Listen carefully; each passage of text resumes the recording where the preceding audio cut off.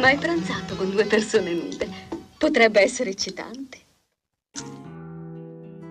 Bentornati nella soffitta di Pippo, il nostro angolo segreto dove riscopriamo le icone che hanno lasciato un segno indelebile nel cinema italiano degli anni 70 e 80.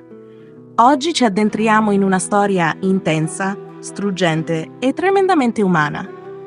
È la storia di una donna bellissima, dal fascino magnetico e delicato, ma segnata da un destino spietato. Oggi parliamo di Lilli Carati. E se ancora non lo hai fatto, ti invito a iscriverti al canale, attivare la campanella e lasciare un like. Ci aiuterai a continuare questo viaggio tra le stelle del nostro passato. Pronti a scendere nel cuore di una vicenda fatta di applausi, silenzi e dolori? Allora apriamo insieme questo cassetto della memoria. Gli uomini di cultura mi affascinano. Ma è la cultura che è di per sé stessa affascinante. E lei affascinante. Così colto, così padrone di sé.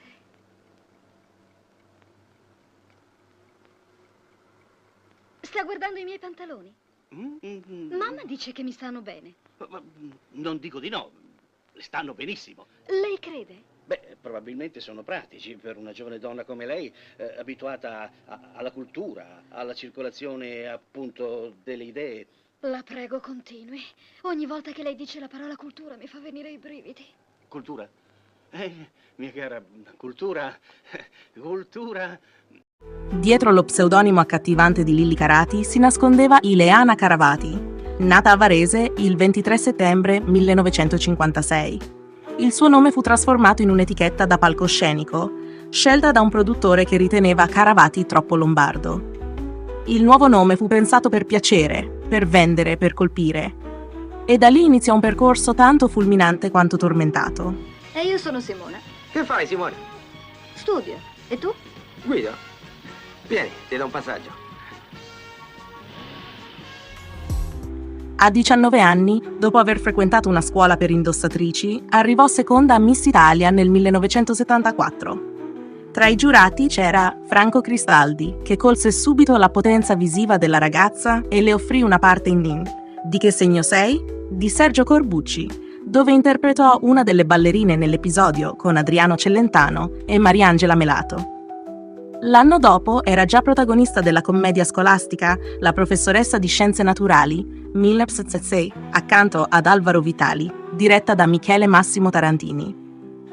Seguirono ruoli in film leggeri ma molto popolari, come La fine del mondo nel nostro solito letto in una notte piena di pioggia, 77, di Lina Wertmüller. Ma il titolo che la consacrò definitivamente fu Avere 20 anni di Fernando Di Leo. Accanto a Gloria Guida, Lilli interpretava una giovane viaggiatrice in cerca di libertà e nuovi orizzonti. Una pellicola divenuta cult, riscoperta e rivalutata negli anni 2000 anche grazie a Quentin Tarantino, che ne apprezzava il coraggio e l'estetica spiazzante. In quella trama già si intravedeva un eco inquietante del suo stesso futuro. Una ragazza fragile, travolta da un mondo che la guardava solo per la sua immagine. Il cinema amava il suo viso dolce, il corpo da copertina, la sensualità mai volgare ma potentemente evocativa. Le riviste come Playboy, Penthouse, Blitz la volevano, la rincorrevano, la mettevano in prima pagina. Ma la ragazza Ileana dentro Lilli iniziava a soffrire, a sentirsi usata, non compresa. In un'intervista dichiarò: «La gente voleva solo il mio corpo. Nessuno si interessava alla mia sensibilità o intelligenza. Io non amavo apparire». E proprio per questa insoddisfazione la discesa iniziò. A poco il mondo dello spettacolo cominciò a chiudersi, mentre si aprivano le porte di un'esistenza difficile. Mentre se non lavoravo niente, era una cosa proprio un vegetare, stavo in casa, ormai mi isolavo tantissimo, non volevo vedere nessuno, per cui passavo le giornate, se uscivo per andarmi a recuperare della roba e poi tornavo, mi facevo, vegetavo. Era da tempo che mi si chiedeva di fare dei film hard e li rifiutavo. Alla fine, sempre per avere un facile guadagno nel minor tempo possibile, ho deciso di fare questi film hard, anche perché mi pagava moltissimo, lavoravo 4-5 giorni. Negli anni '80, Lilli entra nel circuito dei film a luci rosse. Il debutto ufficiale avvenne nel 1987 con Una moglie molto infedele di Giorgio Grand, accanto a un giovane Rocco Siffredi. Seguirono una ragazza molto viziosa, una scatenata moglie insaziabile e il vizio perfetto di mia moglie. Una svolta che non fu solo cinematografica ma esistenziale. Come disse lei stessa, mi offrivano cachet molto alti per pochi giorni di lavoro e in quel periodo avevo bisogno urgente di soldi. A stare molto male, avevo delle crisi depressive pazzesche e per cui ho detto basta, cioè io così non posso più continuare, ed ero nella mia camera a casa dei miei, anche abbastanza alta, mi sono buttata dalla finestra. Da che piano? Da un terzo piano. La dipendenza dalla droga fu il vero demone.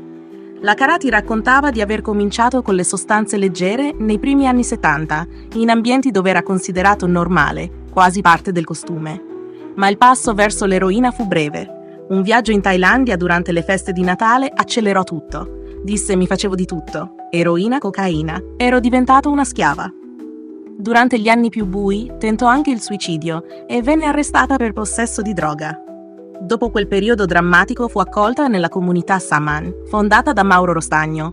Un'esperienza di disintossicazione raccontata nel documentario Lilli, una vita da eroina, prodotto da Rodi Onlus.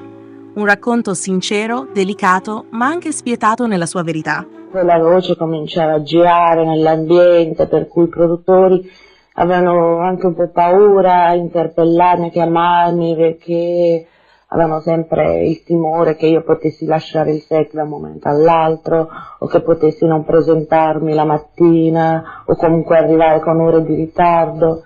E io già cominciavo a dare di questi. In un'intervista degli anni 2000 raccontava: avevo solo una relazione, ma era solo legata alla droga.